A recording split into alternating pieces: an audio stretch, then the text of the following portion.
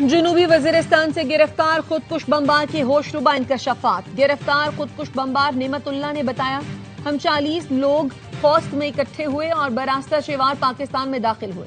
لال جے کے علاقے برن جنوبی وزیرستان گئے جہاں طالبان کا مرکز تھا۔ کمانڈر عمر حماس خودکش حملوں کی تربیت دیتا تھا۔ چوکیوں اور فوج پر خودکش حملوں کی بھی تربیت دی گئی۔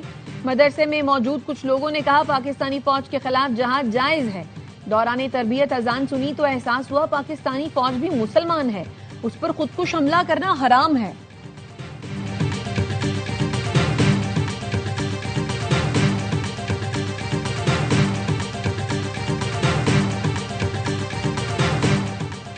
طالبان رجیم کا آمرانہ اقدام، پاکستان مخالف پروپیگنڈا نہ کرنے پر شمشاد ٹی وی کی نشریات معطل کر دی۔ قومی ٹیلی ویژن کی نشریات قندھار، تخار اور بادغیس میں معطل کی گئیں۔ ذرائع کا کہنا ہے نشریات کی بندش کی وجہ پاکستان مخالف پروپیگنڈا نہ کرنا اور طالبان حکومت کا موقف نشر نہ کرنا ہے۔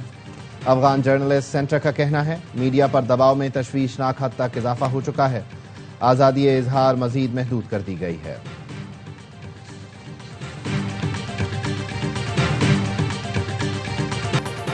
پاکستان اور افغانستان کے درمیان فوری جنگ بندی پر اتفاق، قطر کی میزبانی اور ترکیے کی ثالثی میں دونوں ملکوں کے دوحہ میں 13 گھنٹے مذاکرات ہوئے۔ قطر کی وزارت خارجہ کے اعلامیے کے مطابق فریقین نے نہ صرف فوری جنگ بندی پر رضامندی ظاہر کی بلکہ دو طرفہ امن و استحکام کے لیے مستقل طریقہ کار وضع کرنے پر بھی اتفاق کیا۔ دونوں ملک آئندہ دنوں میں فالو اپ اجلاس کریں گے تاکہ جنگ بندی کے نفاذ اور اس کے پائیدار تسلسل کو یقینی بنایا جا سکے۔ یہ اقدامات سلامتی اور استحکام کے فروغ میں مددگار ثابت ہوں گے۔ اہم پیش رفت سرحدی کشیدگی کے خاتمے اور خطے میں پائیدار امن کے قیام کی بنیاد رکھے گی۔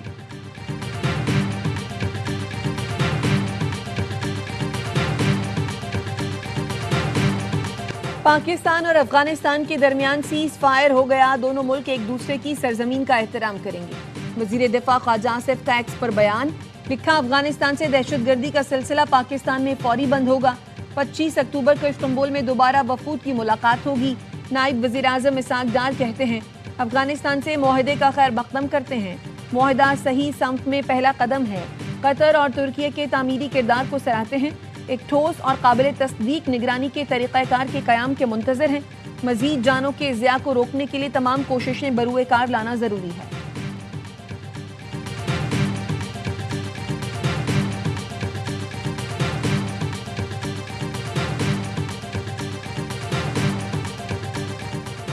فتنہ ہندوستان کا انتہائی مطلوب دہشت گرد جمیل عرف ٹیٹک ہلاک۔ ذرائع کے مطابق جمیل ضلع پنجگور کا رہائشی اور پنجگور بلیدہ سمیت متعدد علاقوں میں دہشت گرد کارروائیوں میں ملوث تھا۔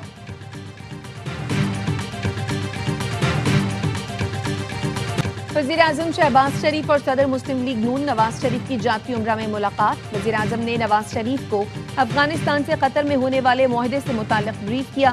ملاقات میں موجودہ ملکی اور سیاسی صورتحال پر تبادلہ خیال کیا گیا۔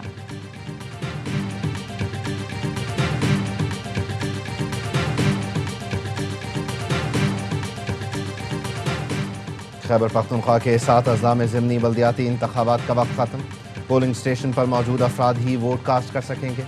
کوہا، ڈی آئی خان، ایبٹ آباد، مانسہرہ، مالاکنڈ، شانگلہ اور اپر دیر میں پولنگ صبح 8 بجے شروع ہوئی۔ پاکستان کا پہلا ہائپر اسپیکٹرل سیٹلائٹ مدار میں پہنچ گیا۔ سیٹلائٹ کو چین سے خلا میں بھیجا گیا۔ HS-1 سیٹلائٹ مدار میں پہنچ گیا۔ ترجمان دفتر خارجہ کا کہنا ہے سیٹلائٹ جدید ہائپر اسپیکٹرل امیجنگ ٹیکنالوجی سے لیس ہے، سیلاب، لینڈ سلائڈنگ اور دیگر قدرتی آفات کی پیش گوئی میں مدد دے گا۔ زمین کے استعمال، فصلوں، پانی اور شہری ترقی کا درست تجزیہ ممکن ہوگا۔ ڈپٹی وزیر اعظم اسحاق ڈار نے پاکستانی اور چینی سائنسدانوں کی کاوشوں کو سراہا۔ اسپارکو نے خلائی ٹیکنالوجی کے ذریعے قومی ترقی کے عزم کو دہرایا۔ رواں سال خلا میں بھیجا جانے والا یہ پاکستان کا تیسرا سیٹلائٹ ہے۔ گورنر سندھ کامران ٹیسوری نے پاکستان کے پہلے ہائپر اسپیکٹرل سیٹلائٹ کی کامیاب لانچ پر قوم کو مبارکباد دی۔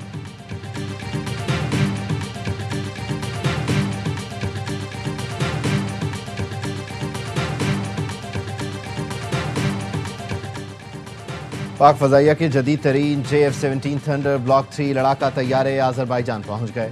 شاہینوں کی آذربائیجان تک نان سٹاپ فلائٹ، دوران پرواز IL-78 ٹینکر سے ری فیولنگ کی صلاحیت کا بھی عملی مظاہرہ کیا گیا۔ ISPR کے مطابق پاک فضائیہ کا دستہ 2 طرفہ تربیتی فضائی جنگی مشق انڈس شیلڈ الفا میں شرکت کرے گا۔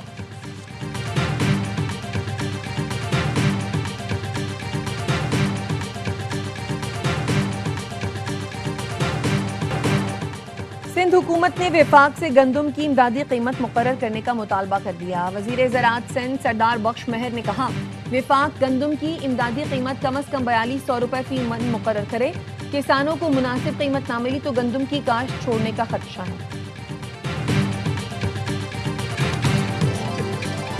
پیپلز پارٹی کی قیادت چٹکی بجا کر وفاق میں حکومت گرا سکتی ہے۔ پارٹی قیادت حکم دے تو نون لیگ کو ٹف ٹائم دیں گے۔ اتحاد پیپلز پارٹی کی نہیں نون لیگ کی ضرورت ہے۔ پیپلز پارٹی کے سینٹرل ایگزیکٹو اجلاس کی اندرونی کہانی سامنے آ گئی۔ ذرائع کا کہنا ہے CEC ارکان کی جانب سے حکومت سے اتحاد کے خاتمے کا مطالبہ بھی سامنے آیا۔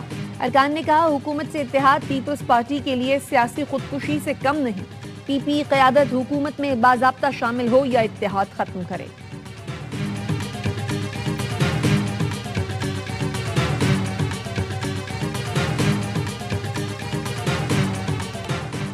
فضائی حملے میں 3 افغان کرکٹرز کی ہلاکت کے الزام کا کوئی ثبوت نہیں۔ پاکستان نے ICC کا غیر مصدقہ اور متعصبانہ بیان مسترد کر دیا۔ وزیر اطلاعات عطا طاہر نے کہا ICC نے غیر مصدقہ الزام ثابت شدہ حقیقت کے طور پر پیش کیا۔ چیئرمین جے شاہ کی قیادت میں ICC کا رویہ پیٹرن بن چکا ہے۔ ICC کے بیان کے چند گھنٹے بعد چیئرمین جے شاہ نے سوشل میڈیا پر بھی دعویٰ دہرایا۔ جے شاہ کے بعد افغان کرکٹ بورڈ نے بھی عین اسی موقف پر مبنی بیان جاری کیا۔ ICC جے شاہ افغان بورڈ کے بیانات پاکستان کے خلاف جھوٹے بیانیے کی کوشش ہے۔ ICC کا بیان جانبداری اور تعصب کی واضح جھلک ہے۔ موجودہ چیئرمین جو بھارت سے تعلق رکھتے ہیں انہیں غیر جانبداری ثابت کرنا ہوگی۔ دنیا میں پہلا موقع ہے کھیل کا عالمی ادارہ شدت پسندوں کے حق میں بول رہا ہے۔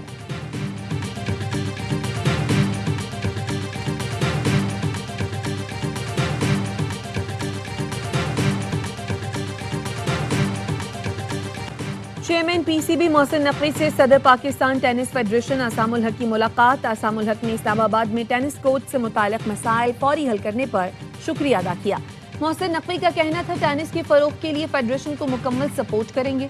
PCB کا نوجوان کرکٹرز کو تعلیمی اسکالرشپس دینے کا فیصلہ۔ PCB ہیڈ کوارٹرز میں معاہدے پر دستخط کی تقریب۔ محسن نقوی نے کہا نوجوان کرکٹرز کھیل کے ساتھ تعلیم پر بھی توجہ دے سکیں گے۔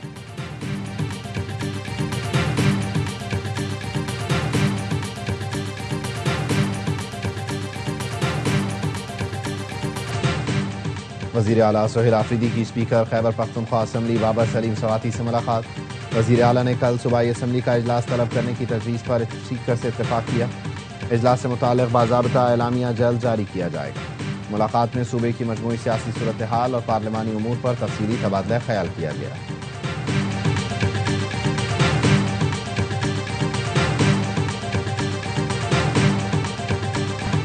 پچ دیکھ کر دوسرے ٹیسٹ کی فائنل 11 کا فیصلہ کریں گے۔ ٹیم میں زیادہ تبدیلیاں نہیں ہوں گی۔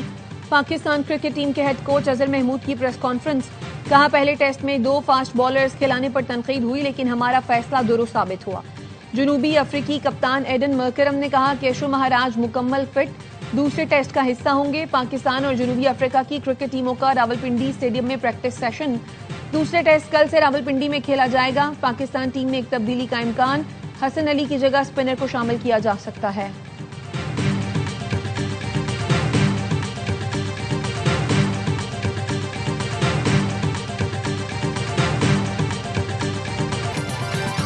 اور ICC ویمنز ورلڈ کپ کے سیمی فائنل میں جگہ بنانے کا چیلنج، بھارت اور انگلینڈ کی ٹیمیں مد مقابل۔